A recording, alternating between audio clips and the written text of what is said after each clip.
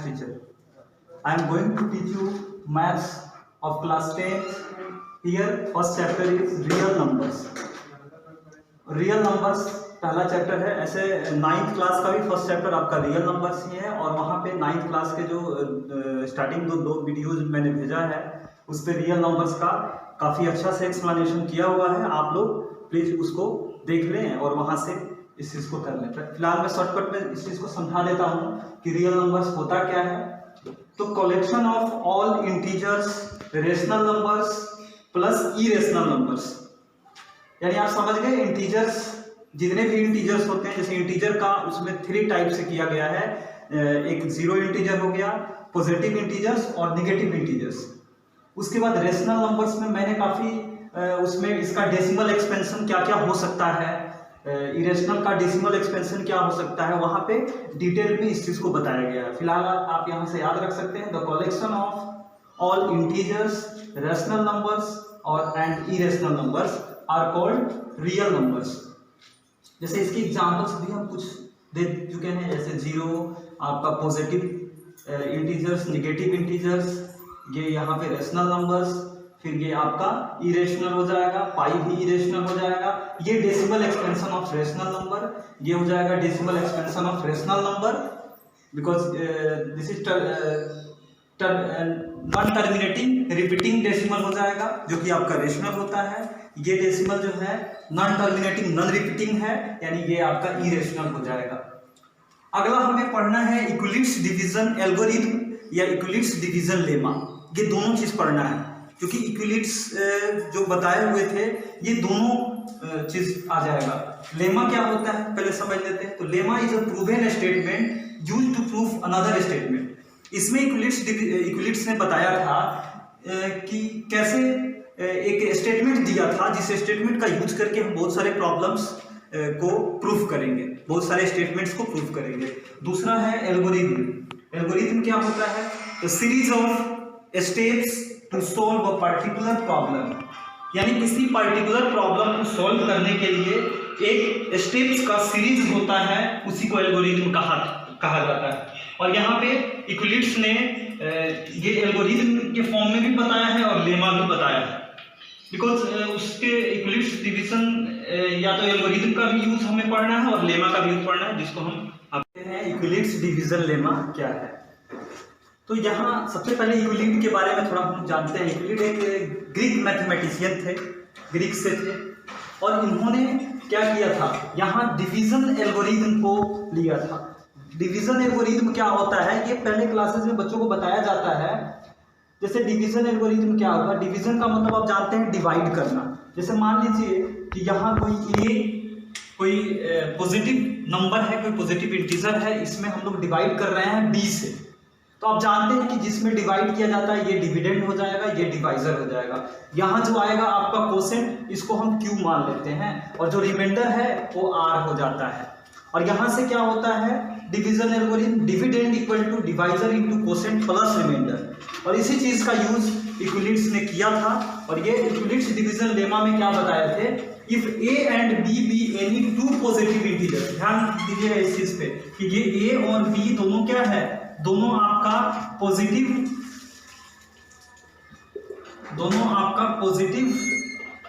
Integer है। इस चीज को समझिएगा।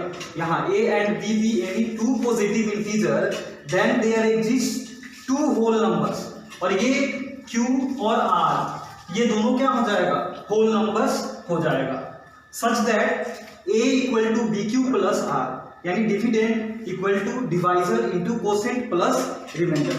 अब यहाँ r के वैल्यूज कहाँ से कहाँ तक वेरी करते हैं, इस चीज को समझना बहुत ही ये इंपॉर्टेंट फैक्टर है इसमें। जैसे आप देखते हैं कि ये r जो होगा ये ऑलवेज b के इक्वल तो हो नहीं सकता है, यानी ये b से ग्रेटर भी नहीं होगा, क्योंकि ग्रेटर होगा तो फिर हम लोग डिवाइड कर लेंगे।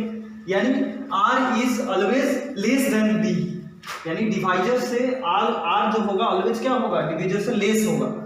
और r का वैल्यू 0 भी हो सकता है, हाँ, बट 0 से लेस नहीं होगा, रिमाइंडर नेगेटिव नहीं होता है। यानी r is greater than equal to 0 but less than b। ये चीज यही आपका है इक्विलिट्स डिवीजन लेमा। जिसमें ये आर का रेंज क्या होगा ये आपको समझना है। इक्विलिप्स डिवीजन एल्गोरिथम क्या होता है इसको हम लोग देखते हैं। जैसे कि आपको हमने बताया कि व्हाट इज एल्गोरिथम, एल्गोरिथम क्या होता है। तो एल्गोरिथम क्या होता है, ये सेट ऑफ स्टेप्स, एक स्टेप्स का सीरीज ऑफ स्टेप्स, एक स्टेप्स का सीरीज होता है जिसका यूज करके हम लोग कोई भी पर्टिकुलर प्रॉब्लम्स को सॉल्व करते हैं। तो यहाँ वो प्रॉब्लम क्या होगा, आपका HCF होगा। यहाँ इक्विलिप्स डिवीजन एल्गोरिथम जो होगा इसमें हम लोग एक सीरीज ऑफ सेट्स का यूज करके दो नंबर्स का HCF फाइंड करेंगे। ठीक है, इसमें जैसे क्या स्टेप्स हम लोग लेते हैं ये समझना है। जैसे और ये चीज आप लोग देख ही रहे हैं, it provides the series of steps to find the HCF of two numbers. यानी इक्विलिप्स डिवीजन एल्गोरिथम क्या है इसे समझ में आ गया। यहाँ हम लोग पहला स्टेप क्या यूज करेंगे ये देखना है। तो फर्स्ट स्टेप जैसे कि आप लोगों ने देखा था कि if A and B be the two positive integer, अगर A और B कोई दो पॉजिटिव इंटीजर आपको दिया हुआ है, ठीक है, और उसमें ये देखना है कौन सा ग्रेटर है। तो सच that A is greater then B, A अगर B से ग्रेटर है, यानी आप उन दोनों नंबर में जो ग्रेटर नंबर होगा उसको A बोल सकते हैं, जो स्मॉलर नंबर हो जाएगा वो B हो जाएगा। व्हेन A इज, अब मान लीजिए कि ग्रेटर नंबर में स्मॉलर नंबर से हम डिवाइड कर रहे हैं, तो when A is divided by B then let Q be the quotient. मान लीजिए Q कोसेंट आ रहा है एंड R आपका क्या आ रहा है, रिमाइंडर आ रहा है। तब यहाँ पे बाई इक्विलिप्स डिवीजन लेमा आप ऊपर देख चुके थे, इक्विलिप्स डिवीजन लेमा में A equal to BQ plus R, और वहां आप देखे थे कि R जो होता है R is greater than equal to 0 but less than B, यानी डिवीजर आप लोग देखे थे वहां पे। तो यहाँ अगर R नॉट इक्वल टू 0, अगर R 0 के बराबर नहीं है तो हम लोग अगला स्टेप चलेंगे।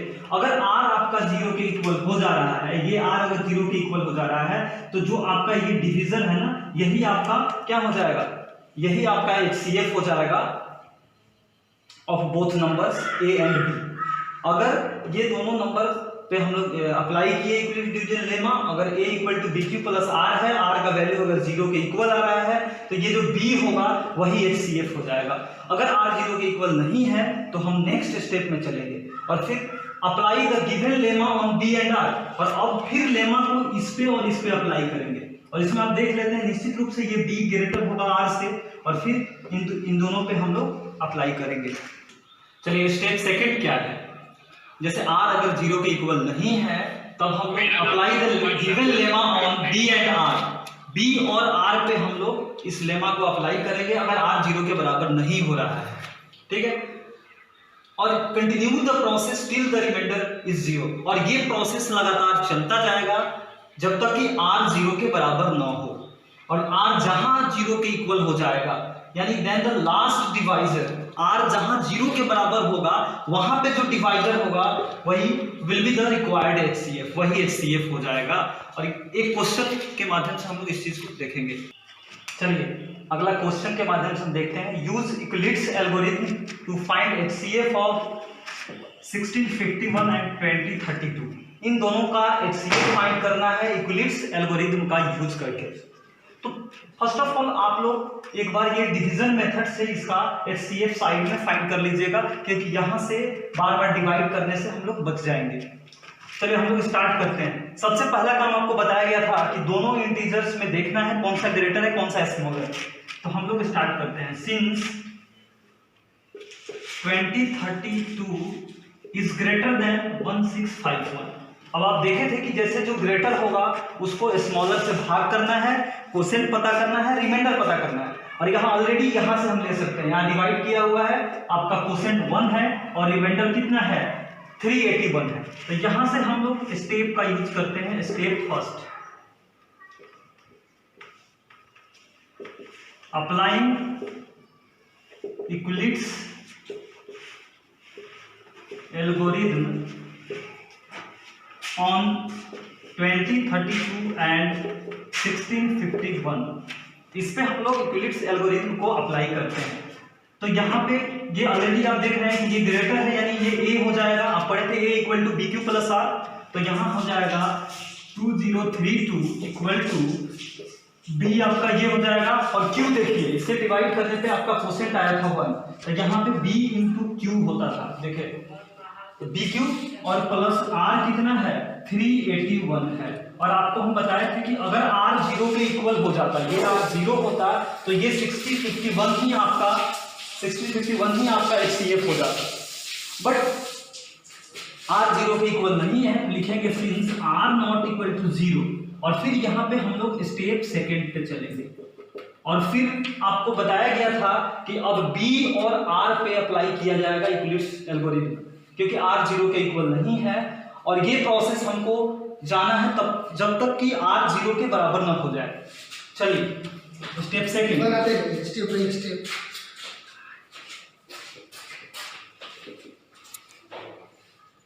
again now applying Euclid's algorithm on 1651 and 381। अब इन दोनों पे अप्लाई किया जाएगा यूक्लिड्स एल्गोरिथम। चलिए 1651 ए हो जाएगा और a equal to b q plus r. फिर देखिए यहाँ कितना फायदा है, यहाँ ऑलरेडी इसमें डिवाइड किया हुआ मिल जाएगा, आपका क्वोशिएंट हो जाएगा 4 और रिमाइंडर हो जाएगा 127। तो 1651 इक्वल टू हो जाएगा 381 इंटू 4 प्लस 127। और यहाँ से हम देख रहे हैं कि r फिर 0 के बराबर नहीं हुआ, तो फिर लिखेंगे since r not equal to 0, और ये प्रोसेस फिर आगे जाएगा। फिर यहाँ जो b है और r है उस पे यूक्लिड्स एल्गोरिथम को अप्लाई करेंगे। आगे हम लोग नेक्स्ट स्टेप चलते हैं, step third.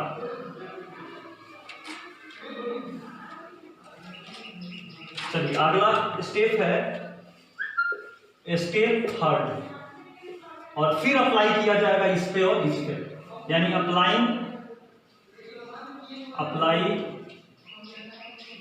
Euclid's algorithm on, और फिर 381 एंड 127 पे यूक्लिड्स डिवीजन एल्गोरिथम को हम लोग अप्लाई करेंगे। और देखिए ऑलरेडी यहाँ 127 में 381 से डिवाइड किया गया है, और डिवाइड करने पे क्वोशिएंट क्यू है और रिमाइंडर क्या है 0 है, कुछ नहीं है, यानी रिमाइंडर आपका 0 है। तो हम लोग क्या लिख सकते हैं 381 इतना बी गेट, हमें क्या मिलता है, ठीक है 381 इक्वल टू हो जाएगा 127 इंटू 3, यानी बी क्यू प्लस आर, और प्लस रिमाइंडर आ गया 0। यानी आप यहाँ से जैसे आपको हम लिखवाए हुए थे कि ये प्रोसेस आगे तक जाना है, और जब रिमाइंडर 0 के बराबर हो जाएगा तो वहां पे जो अंतिम डिवाइजर होगा वही आपका HCF हो जाएगा जो फाइंड करना था। यानी लिखेंगे since r equal to 0, so लिख सकते हैं so required HCF of 1651 and 2032 equal to हो जाएगा 127, और ये आपका आंसर हो जाएगा। इस आप HCF से रिलेटेड क्वेश्चंस बना सकते हैं, और फिर हम लोग जैसे एल्गोरिथम का देखे उसी तरह से कैसे यूक्लिड्स डिवीजन लेमा का यूज करके स्टेप्स के सीरीज का यूज करके कैसे हम किसी पार्टिकुलर स्टेटमेंट को या किसी अनदर स्टेटमेंट को हम लोग प्रूफ करते हैं, उस टाइप का क्वेश्चन देखना होगा।